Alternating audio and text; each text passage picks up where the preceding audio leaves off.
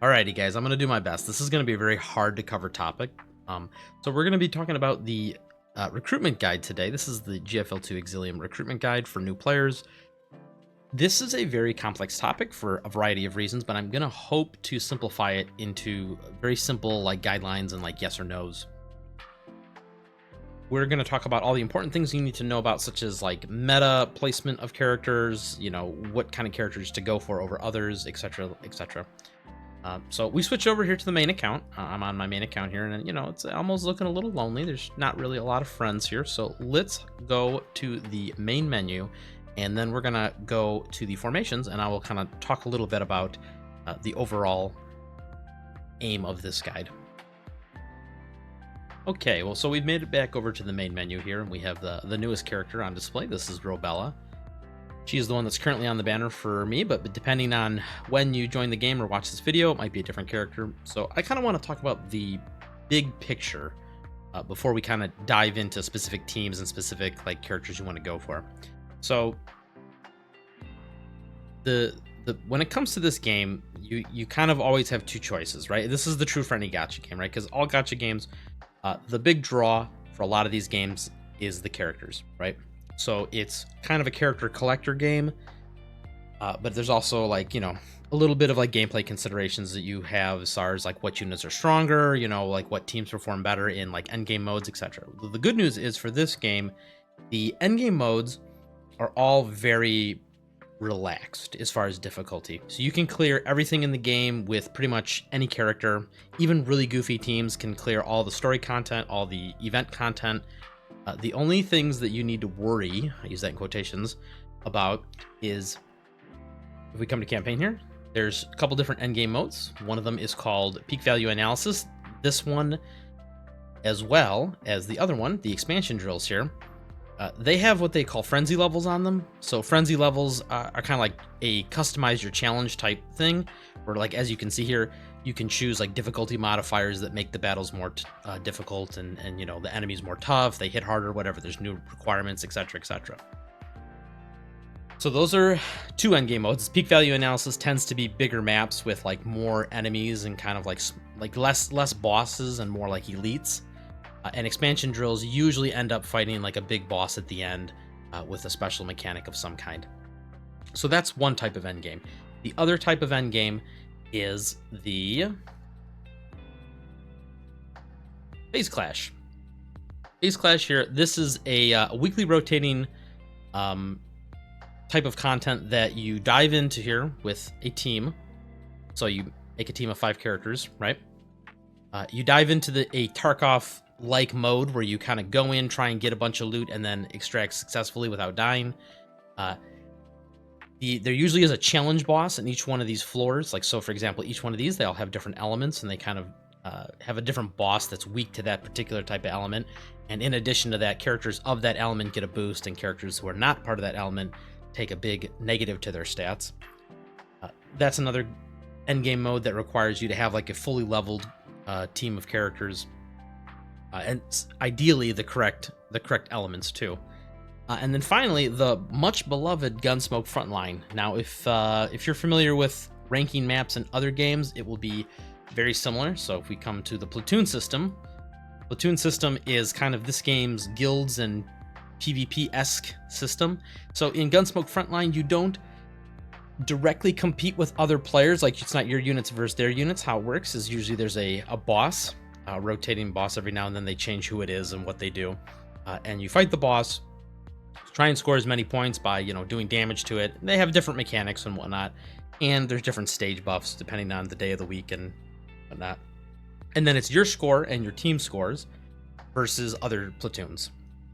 So those are the different endgame modes. Now, like I said, the only ones that you cannot borrow units for are the ones that I just listed. With the exception of Gunsmoke, you can borrow 1 unit for that, but it has to be someone from your platoon. So there's lots of like different like platoons out there that have like different levels of investment. Lots of people have like segment 6 characters you can borrow. But as far as like your personal progression and stuff, the amount of rewards you get from Gunsmoke is like minuscule. You'll get way more rewards from the other 2 game modes that I mentioned, with like the frenzy modes and then the phase clash. So those are kind of the ones you have to be concerned about for meta reasons. Now, other than that, everything else you can do, like I said, with any set of characters, and you can borrow units. For example, there's also heroic modes they started introducing. So for story missions here, for the events, there's something called heroic mode, where it turns on a bunch of modifiers for your units and the enemy units, and it makes the maps much more difficult. Now, there's no reward for this. You just get a little... You can see I'm a little behind, but you just get like a little, well, see, it doesn't even say. You get a little percentage completion on your name card here. That's it. There's no actual like in-game rewards for that. It's just a fun challenge mode that you can do if you feel like it. So once again, very low pressure. You don't have to participate in it if you don't want to. And even for that heroic mode, you can borrow someone's unit on your friends list. So if you have someone with a really cracked segment 6 unit, you can just go ham and clear a lot of the maps. Even at higher difficulties in the heroic modes, like, they tend to be kind of clearable with a semi-competent team and a very strong borrowed character. So, wow, we talked about all that. So finally, that leads us full circle around to who do you get? Well, to answer that, let's take a quick look at the 2 different types of banners. For those of you who are not familiar with these types of games, the way they do the unit recruitment is 2 different ways. You have the standard banner. This is the pool of characters that are always available. You use a different type of ticket resource to do gambling on this one. And then you have limited characters. These characters are only available for a small period of time until they go away. And then eventually they'll circle around and they'll do a rerun. For example, we have Belka here and Jingyu. These are the rerun characters. They're usually about 3 months in between when they first release and when they show up for their first rerun. And then eventually they'll get rerun again after that. So they use a different ticket. They use the limited tickets. These are the standard tickets. These are used on this banner. And this one operates slightly different because on this banner, you can select who you're trying to aim for. So normally when you gamble on this banner, it's just totally random, but you can kind of select somebody as the target.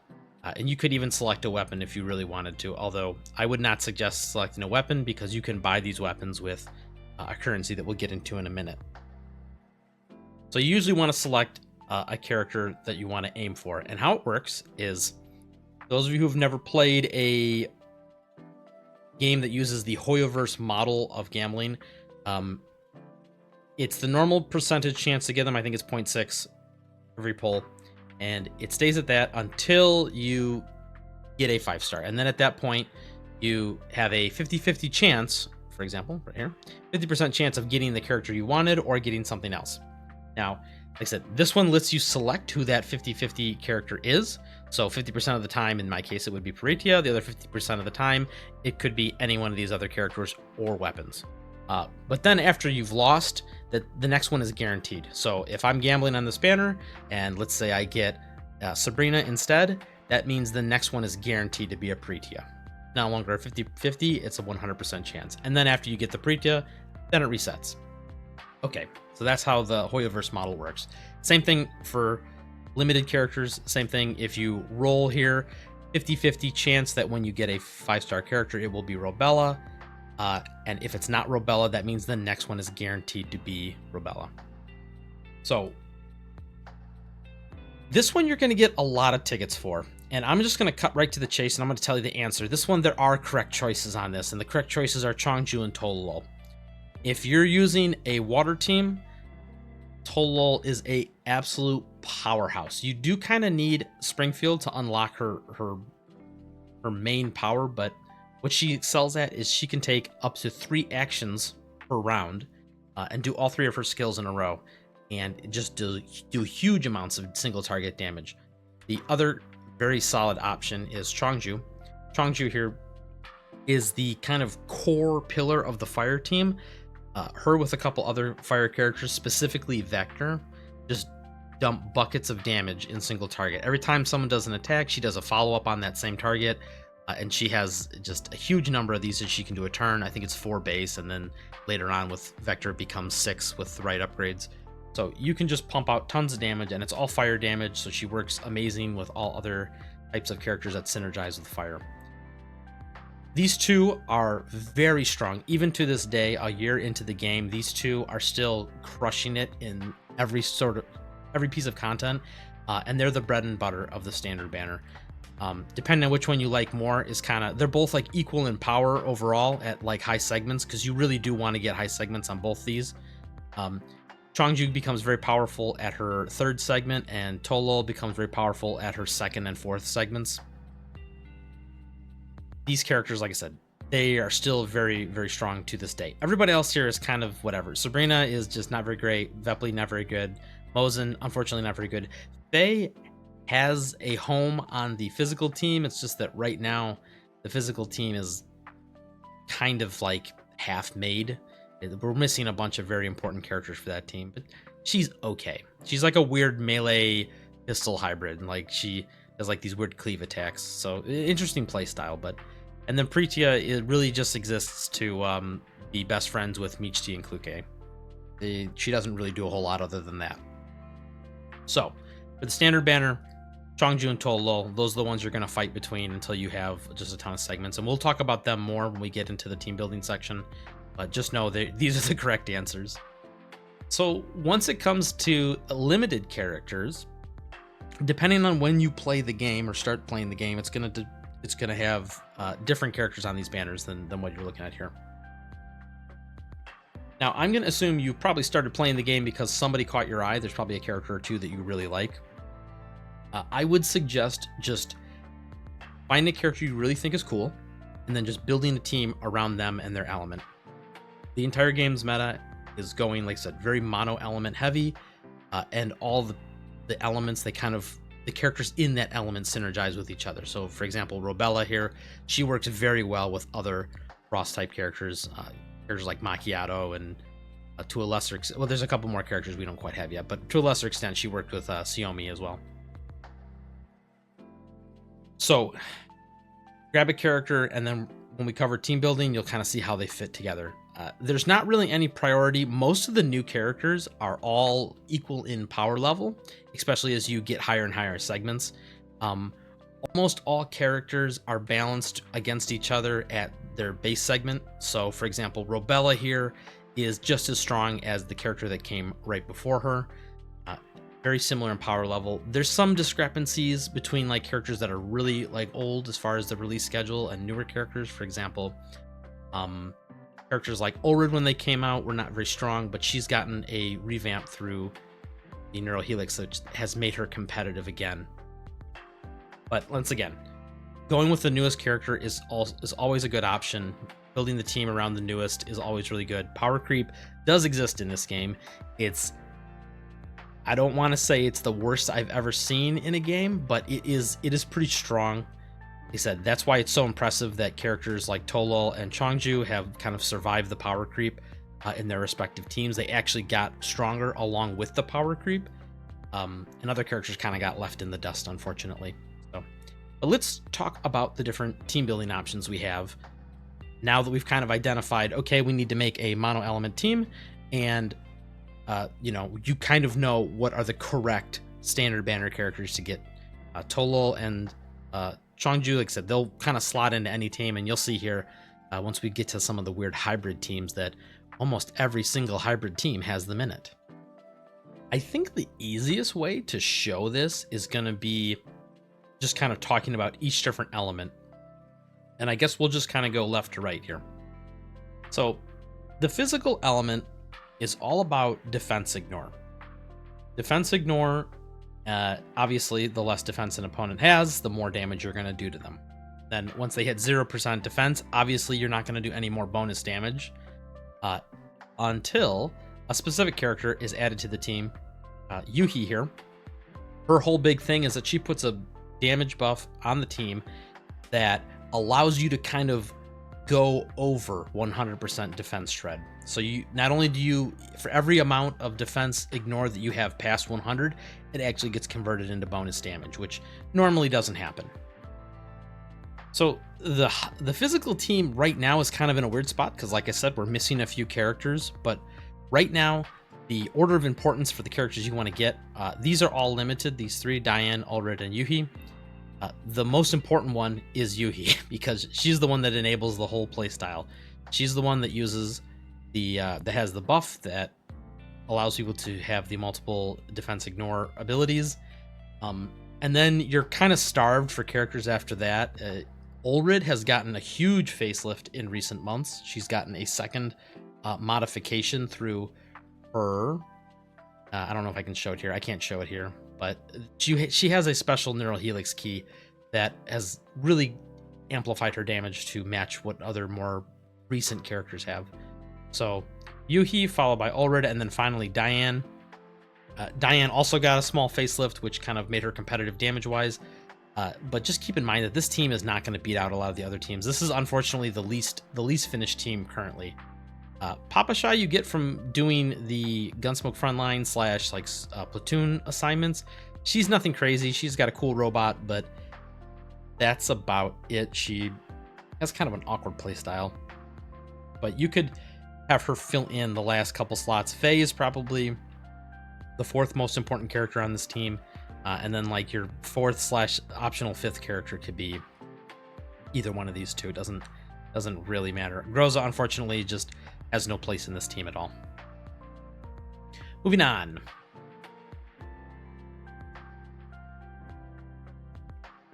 Alrighty, let's talk about the burn team. Fire element is probably still one of the strongest elements in the game, and that is 100% because of Vector. Vector is a very, very, very powerful support character for this element. She does a couple different things, but the most important things is that she applies a area of effect that implants the fire weakness onto the target. So no matter what the enemy is normally weak to, in addition to that, they'll be weak to fire. That obviously helps with things like destroying enemy stability, doing boss mechanics that require, matching element types and whatnot. She is literally the core part of this team. Without her, this team doesn't really function at all. Following her are her two best friends, Chongju and Sharkry. Now, normally, we're going to skip a lot of the 4 stars in this. You'll see that a lot of the 4 stars are replaceable. They either have just better versions of them in a 5-star character, but Sharkry is one of the few exceptions. She is still a very, very solid 4-star that fits in this team. And the reason for that is because this team chains follow-up attacks off of each other. Anytime somebody applies a debuff called Overburn, which Chongju does on all of her support attacks, you'll see here it says, after performing support attacks, applies Overburn. When a target gets Overburn, it's going to cause everyone else to make support attacks versus that, and then that's going to cause more support attacks. So you have like this chain reaction of support attacks. So one person makes an attack, and then there's like 3 follow-up attacks that happen because of it. Works very well. You'll notice both of these characters can be gotten just through normal standard gacha. So that's why this team is one of the, still one of the core and friendly teams, new player friendly teams out there, because all you really need is Vector. And ideally you also want to get a segment on Vector, but it's not required. Just Vector alone makes this whole team work. And you can do Vector, Chongju, Sharkry, and then the healer of your choice. Centrisi is the ideal healer. So she would be like the 4th most important character in this team. She also is just a good generic healer overall, but she has a couple skills that are specifically aligned with the fire team and what they want to do. For example, applying Overburn. And then finally you have Hyohan here. This is the 5th character in the team. She, in her base form, is not the strongest character. She's very mobile, but she absolutely becomes bonkers at higher segments. At her segment 6 just does so much single target damage. It allows you to put a stacking dot on them that explodes at the end of every turn, depending on how many times they've been hit. And as I've explained, this team does a lot of follow-up attacks. So she puts that on them. That's called Scorch Mark. She puts a Scorch Mark on the target, and then all these follow-up attacks are getting tallied the whole time, and then eventually at the end of the turn they explode for huge amounts of damage. At her segment 6, like I said, this is literally millions of damage over the course of the fight. That's the order you want to kind of grab these characters in. And this, like I said, this is still a very strong team to this day. There's a few more fire characters that are coming up that fit in this team. They're a little outside the scope of this guide, so because we have no idea when they're going to show up. Just know that this team is not going anywhere. This is a very solid team to invest in. And like I said, the best part about this team is that really all you need is to do is start with a vector and then just add on Chongju and Sharkery, which, like I said, are both get through the standard banner. Then you can finish it out as these characters show up. And like I said, these Centurici and Kyohan are both replaceable. Okay, moving on to the next element, Electric. Now you're going to notice Electric doesn't have a lot of units, so this makes it really easy. The only question you have to have for Electric is what order do you get the characters? So Electric's whole thing is about doing tons of stability damage to the target, and then applying this thing called negative charge to them and positive charge to your units. So positive charge is very straightforward. It's a buff. Negative charge, very straightforward. It's a debuff to the enemy. They heal you, they make you do more damage, etc., etc. When your positive charge units hit negative charge units, good things happen. Okay, what's the order you get these characters in? Well, the only strong damage dealer for this team is Leva. Following Leva, you need someone that applies negative charge. The correct answer is Andrus. There's one more character on here that I don't have, Belka. She was on the standard banner. Belka also applies negative charge, but the short answer is Andrus just does everything she does and more. So Leva's the most important because you need a core damage dealer for this team to function. Then Andrus does all the other important stuff you need. She does the tanking. She applies both positive and negative charge to the team. And she just, does a lot of good stuff that the team needs. Following that, you have kind of a 50-50 between Lena and Jangyu. They're both very important. Lena pairs better with Leva. The two sisters go together very well.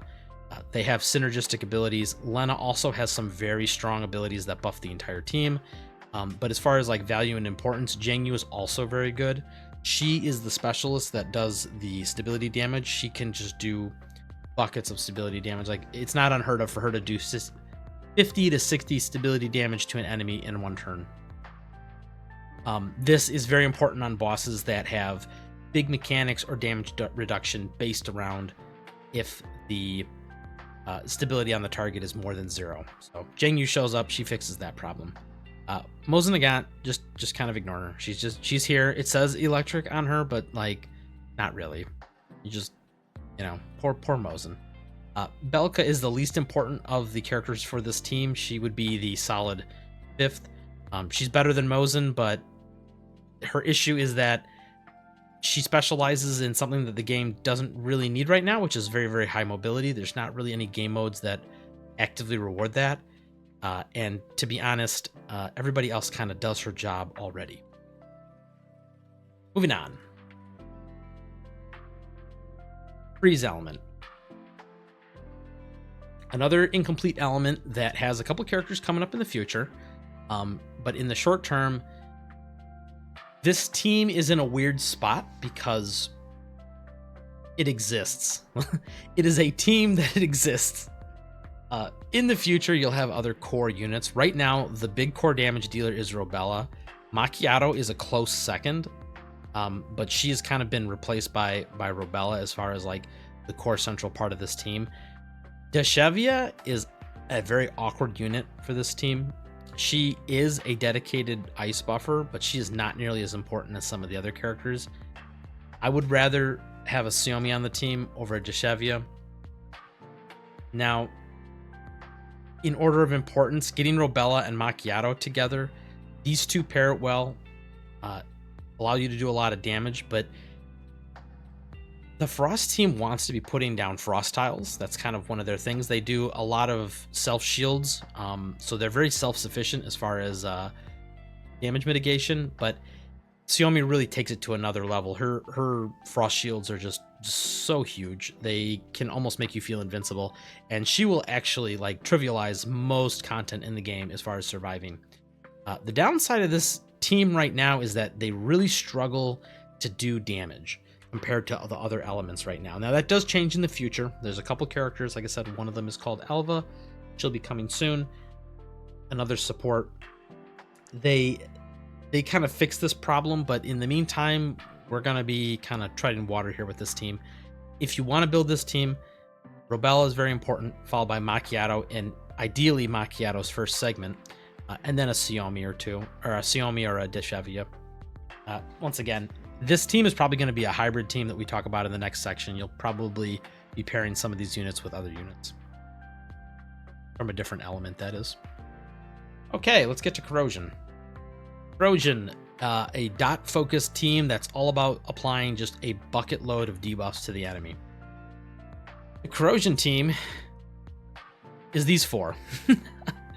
I misclicked. The order of importance for this team is Klukai, followed by Michti, followed by Lind. Lind and Michti are actually, you could probably swap them in order of importance.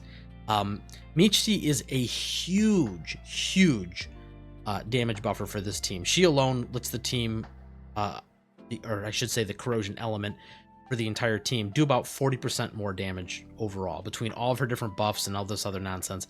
She's just absolutely a huge damage amp for the team. Lind is a specific damage amp for Klukai, and she also does her own very respectable amount of damage. Finally, Peritia is just kind of there. Her whole reason is to, the way she interacts with Klukai, or her whole reason to exist is to allow Klukai to use her ult more often. That's about it. Once again, another element that's getting more characters in the future, but right now, this is kind of the order. Klukai is also, I don't want to say broken, but her segment 6 is one of the strongest in the game, and it actually does trivialize it. You will notice that there is a lot of people with a segment 6 Klukai. It is probably the highest owned segment 6 by far. I don't see that changing anytime soon. She's also a very popular character, so if you want to borrow one, that's kind of a way around this. You can just kind of build the rest of the characters and then just borrow the really strong Klukai. Finally, Hydro. Hydro's an interesting element because just like Burn, it is still a very strong competitor for like #1 spot of like strongest relevant characters. And strongest like relevant team. The most important character on this team is Springfield. Tololol is strong, very strong. The problem is, not problem, but I should say she can work without the team. She doesn't need any of the teammates. She is self-sufficient on her own. She will take, double turns constantly, do lots of single target damage. But if you have Springfield, it enables so much more in this team. For example, Springfield's segment 1, when paired with Tololol and her segment 2, or better, allows Tololol to take 3 actions per turn. This is a huge damage spike. You will see Tololol competing or beating almost every other single target damage dealer in the game because of this. So you get a Springfield and a segment 1 for Springfield, and then you just grab as many Tolols as you can off the standard banner, and you will probably crush almost all the content in the game. Following her up is Niketa. Niketa is another very strong, solid damage dealer. She summons a attack dog that it acts more like a turret than it does an attack dog. It doesn't move, it doesn't run around, but she does lots of counterattacks, and she can take a lot of multiple actions. Some of her higher segments, segment 1 and segment 2, they start to pair together with Springfield, and then she starts taking, just like Tolo, she takes like double actions every turn, and she just starts pumping out lots of damage. Tolo will still out damage her, especially at higher segments, but Niketa on the top end, if you were to get multiple segments of Niketa, like three or more, for example, Niketa will easily do more damage than Tolo and like overcome her for some of the single target like records. Finally, this team, number 4, is Florence. Florence just kind of fills in everything else the team does. She brings some very important debuffs. She brings a really cool bear that beats the crap out of people. She has a very strong buff for Hydro units, and it pairs especially well with the way Tolol and Niketa work because of how it interacts with them. But she just becomes a damage amplifier and a debuff applier for the team, and she has some healing abilities, but they're not that important. So she's a very strong character in this team, but she's kind of lower on the totem pole. You do actually need like the core part of the team being Springfield and Tolo before you consider getting Florence. You might be able to get Florence over Niketa, but once again, I think Springfield, Tolo, and Niketa kind of form like the core of this team, and then Florence just kind of amplifies that to the next level. Sabrina exists. She does actually synergize with this team. She is on the standard banner. You also get copies of her from just doing the weekly boss fight, which we'll show later. But you'll get her naturally just by playing the game. She unfortunately doesn't really do much. She does counterattacks and stuff, which is good for applying, stacks of, weakness to the enemy. She can implant Hydro weakness, which is less important because Springfield does that as well. I don't know if I mentioned that earlier. She's okay. She just doesn't really do much else besides stand there and slightly buff the teams. She stacks Tololo's buff a little bit. That's about it. So those are all of the mono element teams currently. So the mono element teams, as you notice, for some of them, they kind of don't have everyone to fill them out. So for example, like I said, electric, you only have like 4 choices. So you don't even have a full team. A full team is 5 characters for most endgame modes, 4 in some of the endgame modes. Most endgame modes are 5 though. So 5 is where you want to kind of aim for. So what do you do if you don't have all the characters? And that leads us into hybrid teams. So hybrid teams are usually 2 elements kind of glued together to make one functional team. Usually they require 2 elements that synergize in some sort of way, either between the units or their interactions.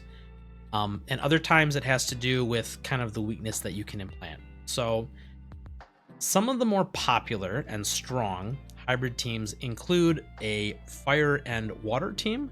This team's cores are Vector, Chongju, Springfield, and Tololo.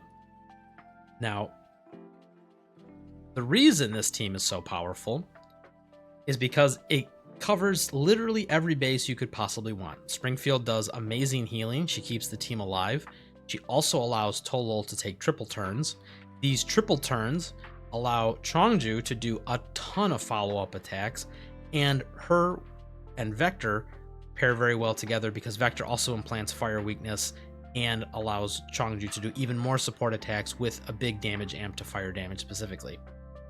So these 4 together, you can just throw whoever you want for the 5th. A popular choice is, once again, Charkery if you're kind of more like free to play and you need some, cheaper characters that you might not have access to. You could either throw in Niketa, or, just really anybody. Ulrid works as well. Ulrid's just kind of a standalone damage dealer. She just doesn't really matter what team you put her on, but this is, like I said, a very solid core team. You see this a lot in Gunsmoke Frontline still, like some of the high endgame modes. The amount of single target damage that this team puts out is absurd. You can also, that also reminds me, if you want to cover their one weakness, because they do so much single target damage, you can just borrow a Lind or a Klukai or something to kind of worry about AoE type damage. So like if there's a map where there's lots of smaller guys, just bring one of those 2 units. They'll do just fine. Like I said, this team is just so strong because it literally works against everything. Vector does fire weakness. Springfield does water weakness. You get a million follow-up attacks. You get single target damage. All the damage isn't done in one hit. It's done in multiple little hits. Tolol, like I said, she takes multiple actions a turn. This allows the team to just kind of piecemeal the damage out so you don't like overkill things too much. It's just a very, very strong team. And as you've noticed, the best thing about this team, 2 of the characters are standard banner characters. Now, the one caveat to that is Chongju does need her 3rd segment for this to work. Tolol needs her 2nd segment for this to work. In addition, you probably want 1 segment on Springfield. Vector doesn't need a segment, but it's nice. If you can assemble all those pieces, you have I don't want to say an Exodia team, but it feels like an Exodia team when you put it all together. The amount of damage that comes out of this team is just, like I said, incredibly powerful. Moving on from there, another very strong team that you see a lot of is Corrosion matched with Hydro yet again. Now, this team, we could also probably throw Lind in there at the very end. Similar situation. Lind, Klukai, and Michti. You can also swap Lind for Pritia if you're kind of, struggling on getting characters, if you need more standard characters. This team is very strong because Michti, Klukai, and Lind they synergize amazingly. Klukai puts multiple strong dots on the target. Lind allows those dots to proc extra times. Michti just amps the damage of both Klukai and Lind by a very sizable amount. And she puts toxic corrosion tiles down. Meanwhile, Springfield also implants weakness, but she doesn't put any tiles down, so you don't have any fighting over which element is implanted. So you can implant both corrosion and water in the target, and then Tolo takes care of all the single target enemies. Once again, a very powerful team. You see this in a lot of endgame modes. This team crushes so much content. You can borrow Klukais like for Gunsmoke and stuff. They're very high segment Klukais that just absolutely decimate everything. Even without it, Lind and Klukai and Michi together will still kind of chew their way through most bosses, even if they're single target bosses. And then, like I said, Tolo will finish them off. The only thing this team needs is a segment 1 Springfield once again to make Tolo take the extra turns. Everybody else could be at segment 0 if you wanted. So this is another relatively cheap team. You don't even need any special weapons or anything like that, but they are nice to haves. Okay, another strong team. Freeze and Corrosion. This is an interesting one.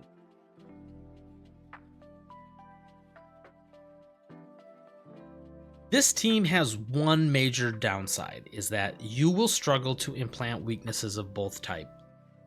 Xiaomi and Michti both have to place tiles on the ground in order to implant their weaknesses, and they will overwrite each other's tiles. Now, if you're very creative, sometimes you can make it so that the corner of the tiles, or like if the boss is large enough, he will cover both types of tiles. So you can have half the tiles onto the boss be Frost, the other half be Corrosion, and you can implant both weaknesses. Other than that, this is a very similar idea. A high segment Klukai with Michti deals with all the AoE damage and just does moderate single target. Meanwhile, Robella, Macchiato, and Xiaomi just absolutely crush any single target related boss stuff. In addition to that, this team is incredibly durable. Xiaomi has just like incredibly strong shields, and it does pretty decent at shredding stability, but there are other teams you can use in case you need to match stability types better. You could sub out Robella for Pritia if you don't have her. That way Klukai, Pritia, and Michti can do a lot of stability damage, and then Macchiato can focus on single target damage. Another pretty strong and powerful team. Probably clear almost every piece of content in the game. I don't think it would struggle really versus anything.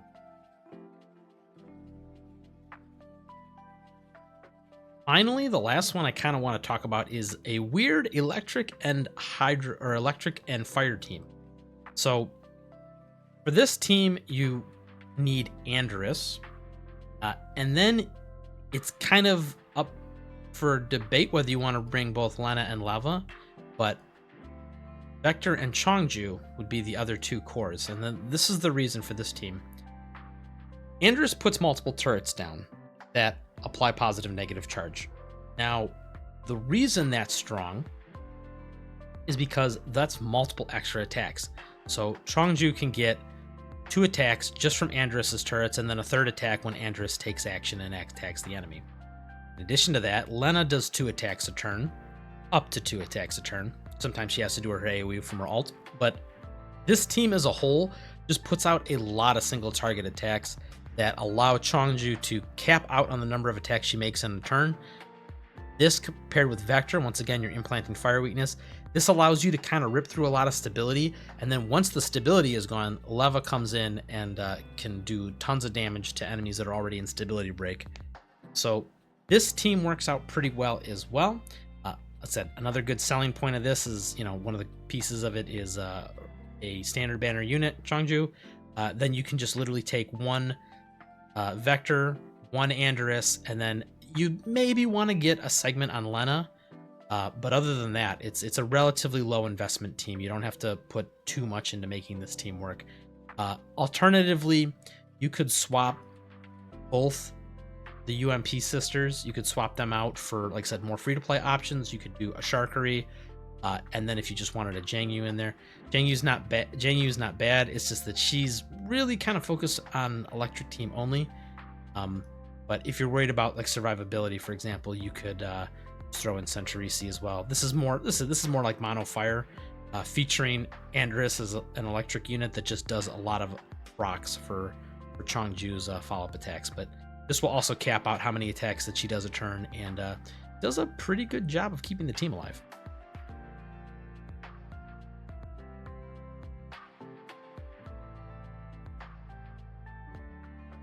With that, I just want to do a couple call outs. We've covered pretty much every possible team, multiple hybrid teams. This video is probably like 45 minutes long at this point. I just want to talk about a couple characters that are just strong, independent characters on their own, and they can kind of slot into any team. If you just have an open spot, just go ahead and slap these units in. You probably won't regret it. Diane and Ulrid. Both of these characters, while they don't do the most damage, they won't be beating out Tololol in single target damage. Ulrid especially has gotten a huge facelift, and she does competitive damage with lots of other characters. But mostly the big selling point of both of these characters are they have crazy mobility. So sometimes it is helpful to have a character that can run across the map in 1 or 2 turns. Both of these characters are able to do that. The amount of mobility you get from these are just very comfy. It makes a lot of content really fun and easy. I do not regret ever adding these guys in as a 5th slot for anything. Centurici does a pretty good job of just being a standalone healer. If you're not using her on the electric team, she can fit in any of the other team, or I'm sorry, not electric, the fire team. She can fit in any of the other team types in the game. She's just a very, very strong overall healer. Don't be fooled by the fact that she is, got the little fire icon and she has some attacks that do fire specific stuff. She will just keep the team alive just in general. She does a lot of healing. Electric. Andrus is the same thing. Her ability to split damage with other teammates is just very strong. I use Andrus in lots of teams, especially for phase clash, where you take big disadvantages to your stats if you're not the right element. I just throw Andrus in the team. She splits damage with them. Even if they have half their normal HP, Andrus makes it very comfy to survive. You don't have to worry about getting one shot from bosses. She does all the positive, negative charge stuff by herself.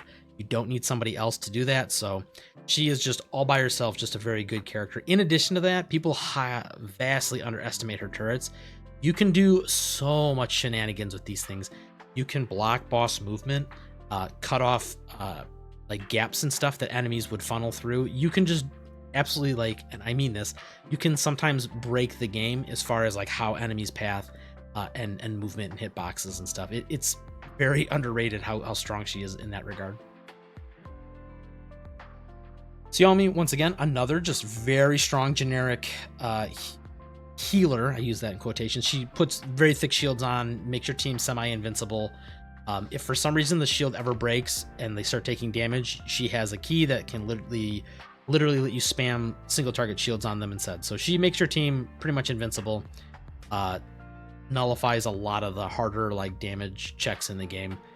Macchiato is a decent single target damage dealer who doesn't really need anyone to support her. She is all inclusive by herself. So if you just need a damage dealer and you need it as your 5th slot, just throw her in there. She doesn't need to specifically be on a Frost team. Corrosion. Unfortunately, none of these characters really are good by themselves, so we're just going to skip them. Klukai at segment 6 just breaks the game. She is, I guess, good by herself, but, that's 7 characters worth of investment, so I would hope so. None of these other characters are really strong individually. Springfield, same thing. You're kind of seeing a trend here, right? All the healers are very powerful by themselves. Springfield just... She puts so much buffer HP on people that the chances of them dying are almost 0. She also does pretty decent AoE and single target healing. So can kind of use her in whatever team. Tolol, we talked about this earlier.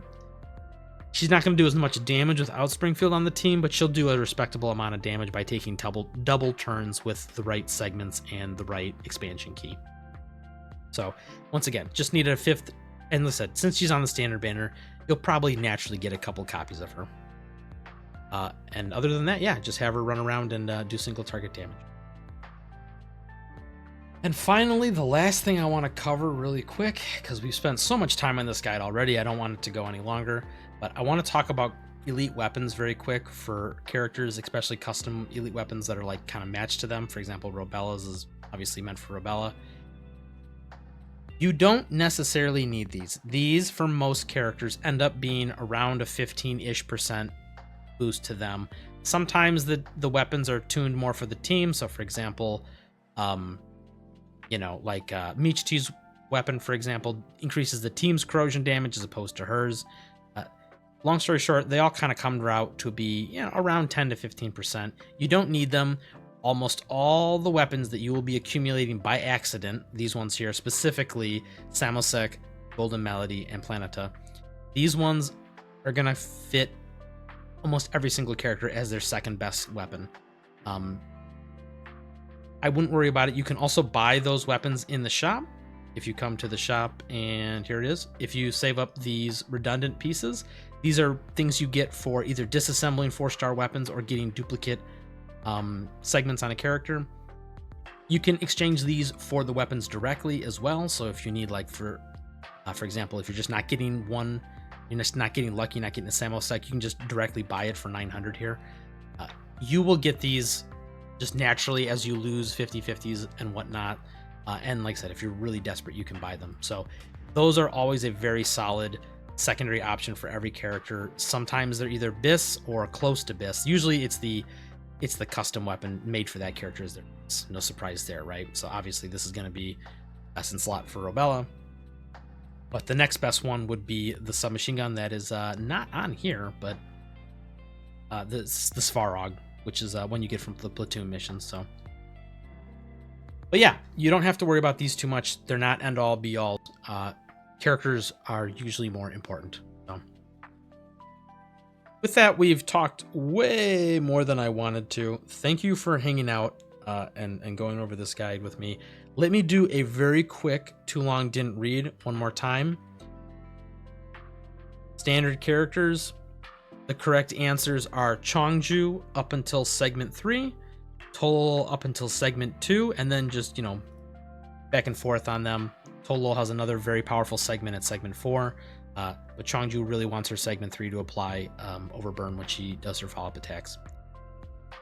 Just keep flipping back between those two. The rest of them are kind of whatever. For limited characters, get the one that you want and then kind of build the team around that element. Refer earlier to the guide about which characters pair in what teams. Like I said, for example, Hydro and Fire, or just like I said, build the mono element that's kind of made for that character. All the characters will work together in their mono element. They've been designed that way. So that's the short version. I look forward to seeing you guys in the next video in the beginner guide series, and then in addition to that, if I can muster up the strength after recording this very, very long video, I'm going to be working on more character guides. So if you have specific questions related to specific characters, just refer to those, and hopefully they will answer everything. So with that, thank you guys again for joining me on this very, very long expedition into the recruitment, and I will see you guys in the next one. Bye-bye.